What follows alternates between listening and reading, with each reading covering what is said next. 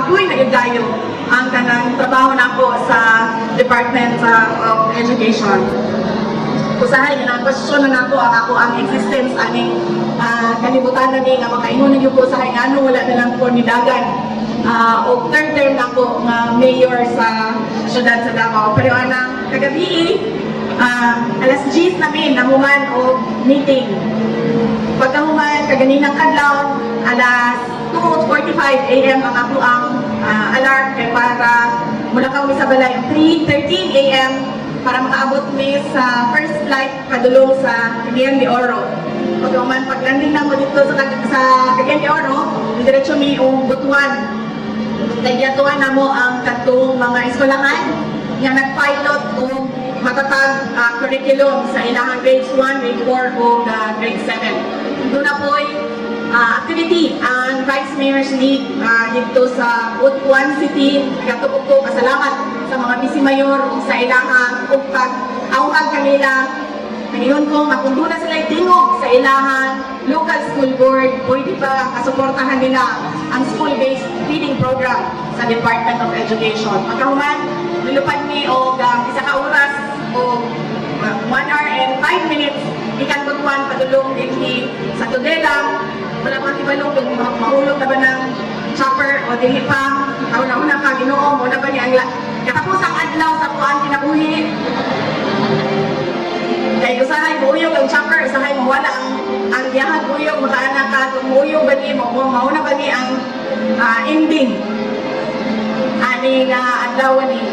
Pagkahuman, dinhi sa inyo sa Tudela, kung diretsyo mi dito sa Misamis Oriental, kay mag-atog sa ato ang mga kaigsuunang Muslim, maghatag mi sa ilahang pahalipay para sa pagtuman sa ilahang Ramadan, sa ilahang selebrasyon sa Eid.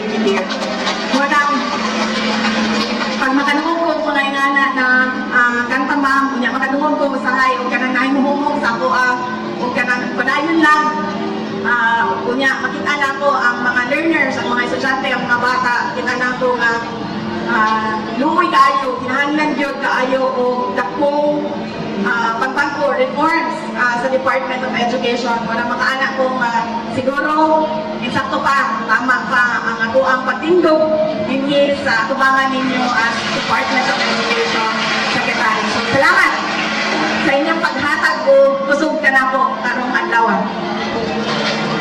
I extend my warmest greetings to all the participant learners of the 2024 Regional Festival of Talents and the Department of Education Region 10, the host division of Misamis Occidental. I am very happy and excited to join this amazing gathering of talents and passion involving our elementary, secondary, and ALS students. Tinuod to, kaganina nagpasalamat si RDR sa akuha. Dengan salamat ha, kay Bianhi, yun minimo sa Regional Festival of Talents. Sumoto na kaingon ko sa iya ha, RD, ikaw rin magpoy nang imbitan ako. Ako ba, Region 11 gani, magani kong i-imbita sa mga taga-Davao. Nalipay kong tapo, kaya makahatag ko o higayon nga mahatagan ng inspirasyon ang ato ang mga learners para sa ilang kaunahon. First and foremost, congratulations to each and every one of you for being part of the Regional Festival of Talents. Your presence here speaks volumes of your dedication to excellence and determination to surpass limits. As we witness your skills and abilities on display, let us not forget the significance of this gathering. It is a chance for us to learn from each other, to grow together, most importantly, to inspire one another. Kung galing yan yung art, duha lang ang naaninhi, ang kudaog o ang makatagpon, to win and to learn. Each of you brings a unique perspective and talent to this gathering, weaving together a colorful tapestry of creativity that enriches our community. Let this festival not only celebrate talent, but also serve as a testament to unity, friendship, and the limitless potential that resides within you. I commend the division of Misamis Occidental for embracing the challenge and opportunity of hosting this event. And of Education Region 10 for their unwavering commitment to championing and celebrating the skills of our learners. The 2024 RPOT holds the power to ignite the passion within every learner, propelling them closer towards academic excellence and the realization of our goals outlined in the Matatag Agenda. To all our learners from elementary, secondary, and ALS, I want to give you a special shout out. You are shining examples to your peers, and I am truly impressed by your dedication and your drive.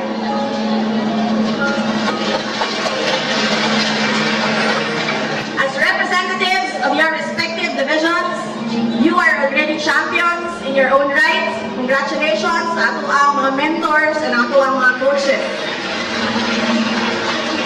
Your creativity and talents hold immense power to inspire change within your community. Keep shining bright because you are the future leaders who will make a difference.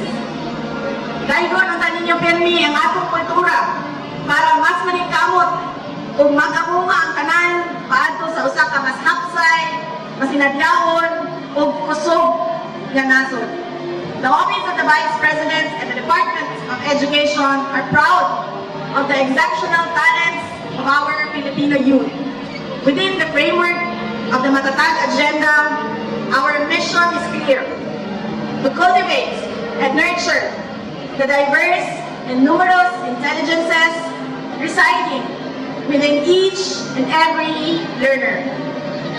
Education, often heralded as the great equalizer, possesses the transformative power to break the cycle of poverty and inequality.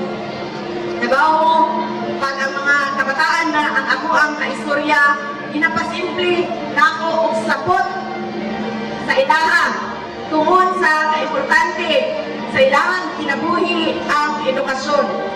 Pananglitan, kitang tanan hindi sa sulod ani Jim, mga graduate of nursing, mao ni ang ato ang graduation ceremony. Doon na tayo isa na classmate, ang ilahang pamilya wala maglisod, may kaya ang ilang pamilya, maayo ang ilahang negosyo, dako og kita, ang ilahang amahan, inahan, na ay negosyo, na ako yung trabaho, doon na pag sideline, wala siya maglisod. Sa iyahang pagdapon kada adlaw, wala siya maglisod, sobra-sobra ang iyahang baon, wala siya maglisod og bayad sa iyahang tuition para mo eskwela o nursing. Ang atong isa ka classmate, gikan sa pamilya nga pobre, maglisod o pagkaon sa ilahang mga anak, inadlaw lang ang kwarta nga muabot. Ang bata, usahay na ay kwarta, usahay wala, usahay makakaon, usulod sa eskwelahan, usahay di.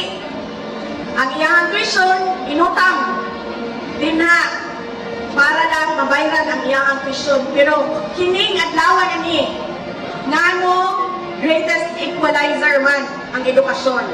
Tungod kay kitang tanan, walay dato o pobre kanato. Kay pareho tang tanan na human o nursing. Huwag pasabot, kitang tanan, doon na na'y oportunidad na makatrabaho, isip nurse, o makasweldo, o masarang-arang, kontra sa ko, ang isa katao, wa mahuman o eskwela. Grade 2, grade 3 lang ang nahuman o eskwela. O kana, ang pasimple na explanation nako sa mga kabataan na unta, inyong madam, o mapasabot kanila ang importansya sa ilahang pagtuon o sa ilahang pagpaningkamot para sa ilahang edukasyon kay kana para sa ilahang kaumao. I also want to say a big thank you to all our teachers, coaches, and trainers who have been working so hard to help our contestants get ready. You are the real heroes, believing in each and every one of our learners and helping them reach for the stars. Daghang salamat sa inyong serbisyo sa ato ang kabataan. Trabaho mo na ay kakulangan sa mga magtutudlo sa tibuok kalibutan. O trabaho mo sa ako ang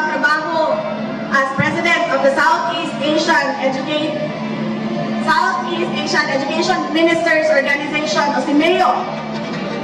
Ganahan, kung gusto yun sila mo recruit kung mga Pilipino na mga teachers. Tungod kay resilient, matatag, pugihan, masipag, o maayo mag-in-English. Maunang takbo kayo ko o pagsaludo sa ato ang mga teachers, sa ato ang mga coaches, sa ato ang mentors na nagpabiling dinhi sa kainit sa ato ang nasod.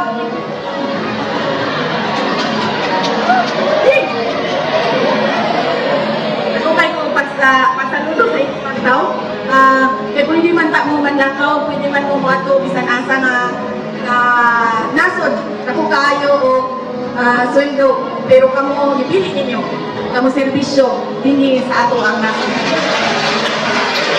Nagdulot naman ito ng iba't ibang reaksyon mula sa ating mga netizens. Ayon kay @Arusdares, laban lang VP Sara, we need you and we love you always, mabuhay ka, God bless.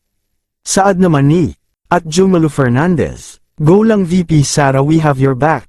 Pad-ayon lang Jod Day, ikaw yung future president namin.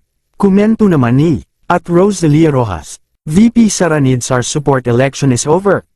Our education system in the Philippines seriously needs attention. Anong sa inyo dito mga kabayan? Maaaring magbigay ng comment below.